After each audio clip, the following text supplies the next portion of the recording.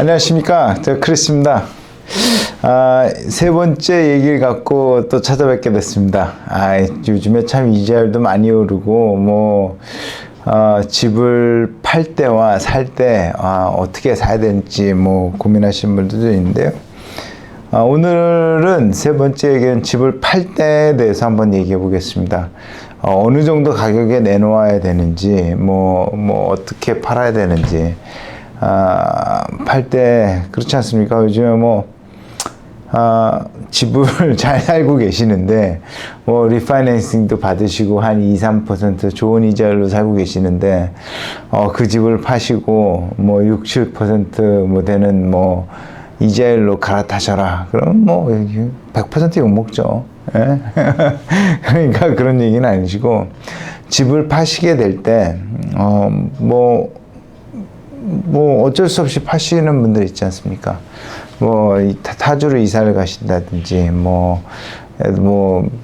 이사를 가셔야 되는 분, 부득이하게, 그러신 분들이 집을 파실 때, 아니면 집이 좀 많아서 돈이 필요해서 파시는 분들도 있고, 각자 다 이유가 있겠죠. 집을 파시려고 하시는 분들이, 가격을 어느 정도 책정해야 되는지, 그럴 때 굉장히 요즘 같을 때 좀 애매할 때가 있습니다. 근데 간단히 말씀드리면요. 이자율이 많이 올라서 집값에 영향이 많이 미쳤습니다. 셀러 마켓에서 바이어 마켓. 팔고 싶은 사람 마음대로였다가 이제는 사고 싶은 사람 마음대로 바뀌었습니다. 파시는 분들은 이 상황 변화를 정확히 인지하셔야 될 것 같아요. 그러셔야지 판매에 도움이 되고 에이전트들이랑 시간 낭비 안 하실 것 같아요. 시간이 금이지 않습니까? 예를 들면 팬데믹 전에 이자율 좋을 때는 10만 불 정도 빌리면은 한 450불 정도 페이먼트 냈습니다. 450불, 430불. 근데 지금 한 670불 내요. 10만 불 빌리면. 그러면 100만 불 빌린다. 그러면 간단한 예로는 4,500불 정도 냈는데 지금은 얼마냐? 6,700불. 한 30% 정도 더 이자율을 더 내시는 거예요. 많이 내는 거죠. 보면 30% 정도. 근데 집값도 30% 내려왔냐? 아닙니다. 생각보다 집값은 많이 내려오진 않았습니다. 집이, 옛날과 같이 은행이 불안하거나 그런 것도 없고요. 기존에 사시는 분들도 다 팔면 팔리고 안 팔면 안 팔리고 이런 마인드 그런 것 같아요. 근데 파시겠다고 생각을 하신다면 저는 완전히 마음 파시겠다고 생각을 하시는 분들은 한 집값을 한 5월 달에 나왔던 가격에서 한 15에서 20% 정도는 내리셔서 파셔야지 집이 거래가 될 것 같다는 말씀을 드려요. 에이전트 분들이랑 이제 파시려고 이제 만나보셔서 얘기해 보시면은 에이전트 분들도 애매해요. 파시는 분의 집값을 막 깎아내려서 이제 이 정도는 팔아야 된다라고 얘기를 하신 것도 굉장히 어렵고요. 그러니까 제가 대신 말씀드리겠습니다. 한 15에서 20%는 깎고 내리셔서 파셔야지, 더 받으시면 좋고요. 그 정도 내려야지 반응도 있고, 집도 팔리고 그렇습니다. 집은 일단 내놓고 나서 일주일 안에 아무 연락이 없으면은, 그 집은 비싸다라고 생각하셔서, 파시는 분들도 에이전 분들과 같이 상의하셔서 가격을 좀 조정하시는 것도 맞는 것 같아요. 오래 놔두고 있다고 해서 가격을 더 받는 것도 아닙니다. 더 깎으려고 들어요. 근데 오랫동안 이거 안 팔렸으니까 더 깎아야 되겠다 생각하고 작정하고 달려들면은 굉장히 기분 나쁘고 제가 또 못 받고 좀 그렇습니다. 하여튼간. 그리고 새 집을 파는 사람들은 요즘에 그 빌더들이요, 디벨로퍼들은 집이 안 팔립니다, 요즘에. 그러니까 집들을 요즘 디스카운트를 많이 해서 팔고 있습니다. 그런 집들도 한번 알아보시는 것도 좋고요. 근데 디스카운트하고 파는 집들도 있다는 것도 알려드리고, 기존의 집을 기존의 집을 파시는 사람들 있지 않습니까? 제가 컨트랙터 라이센스 갖고, 직접은 안 했지만, 플립 하우스를 좀 꽤 했습니다. 근데, 고치신 집을 갖고 있었으면 많이 받았어요. 근데 요즘에는 상황인 만큼, 고친다고 해서 집을 잘 받을 수 있냐? 그렇진 않습니다. 완전히 잘 고치고 뭐 학군도 좋고 위치도 좋으면은 한 팬데믹에서 받았던 가격에서 한 10% 정도 내리셔서 파시면은 그나마 좀 괜찮을 것 같아요. 그래도 아마 적게 오퍼가 들어올 겁니다. 아마 그래도 잘 고치시는, 그래서 고치시고 위치도 좋고 그러면 한 10% 정도 깎아서 파시면 될 것 같고요. 고치시는데 아주 부분 고치신 분들이 있어요. 뭐 근데 절대로 하지 말아야 될 게 뭐냐면요, 파시기 전에 집값을 뭐 화장실을 고치고 뭐 부엌을 고치고 뭐 해서 뭐 그런 사람들이 있어요. 팔면 더 돈을 많이 받을 수 있다.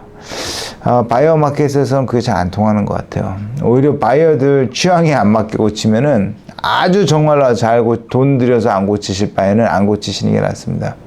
오히려 바이어들이 그것 때문에 안 산다고 해요. 고치는 게 마음에 안 들어서 돈 들이고 그냥 오히려 더 뭐 판매 방해가 되는 경우가 많아요. 그런 집들은 오히려 20% 이상 더 다운해서 파셔야 될 때가 있어요.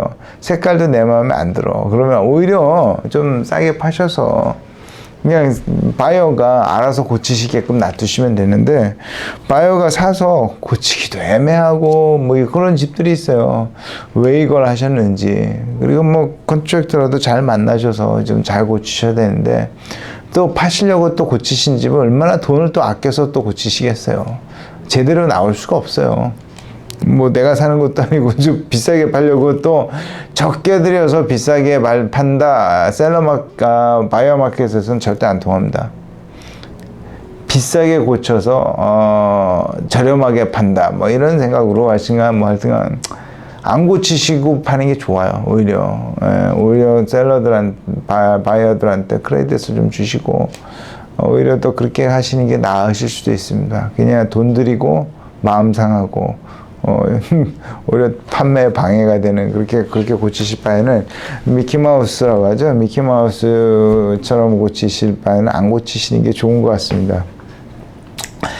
그리고 그냥 살다가 파시는 집이 있어요. 그리고 험하게 쓰신 집이 있어요. 나도 지금 가끔 가다 보면 깜짝 놀랄 때가 있습니다. 아니 여기서 어떻게 사람이 사셨나. 그런데 뭐 이런 말은 좀 굉장히 제가 좀 오버해서 하는 얘기고, 그런 집들은 좀 관리를 전혀 안 하신 분들이 있어요. 그런 집들은 에이전트가 그냥 팔자고 하는 가격에 그냥 파시는 게 좋습니다. 뭐 그런 분들일수록 더 주변 가격에 예민해 갖고 옆집이 뭐 이렇게 팔렸는데 내 집도 이 정도 되지 않냐. 그 집은 팔린 집을 보면은 너무 잘 고쳤어. 막 고치고 정말 잘 고쳤는데 그 가격과 하나도 안 고친 내 집을 같은 위치에서 보면 안 되죠.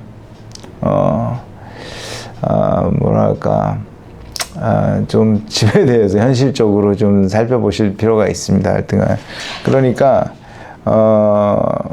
그런 점은 좀 잘 살피셔서 하셔야 될 것 같아요. 그리고 관리를 한 집 중에서도 뭐 마당 관리 잘 하시고, 랜드스케이핑 잘 하시고, 뭐 위치 좋고, 근데 집을 안 고쳤어. 뭐 안 고치고 옛날 그대로 사는데 깨끗이 사시고, 그런 집 좋습니다. 오히려 바이어들은 그런 집 좋아해요. 그런 집은 사서 관리를 잘했으니까 터마이도 없고 뭐 이런 집들은 들어와서 고치면 되거든요. 위치도 좋고 이런 집들은 한 10% 15% 정도 깎아서 내리셔서 파시면 좋을 것 같아요.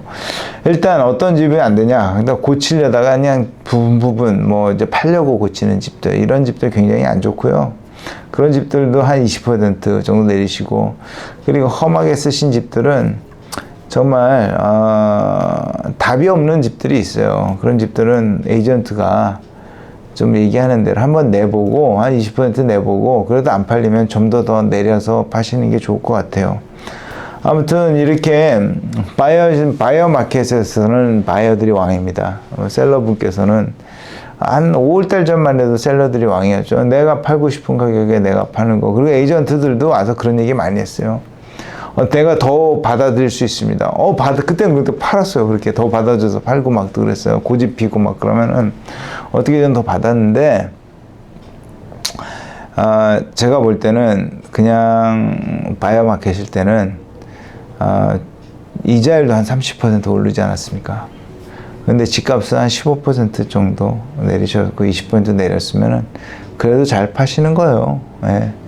하여튼 그렇게 내리셔서 좀 팔아보시고, 일주일 내에 반응이 없다 그러시면은 한번 에이전트랑 상의하셔서 한번 가격을 더 조정하시는 게 좋을 것 같습니다.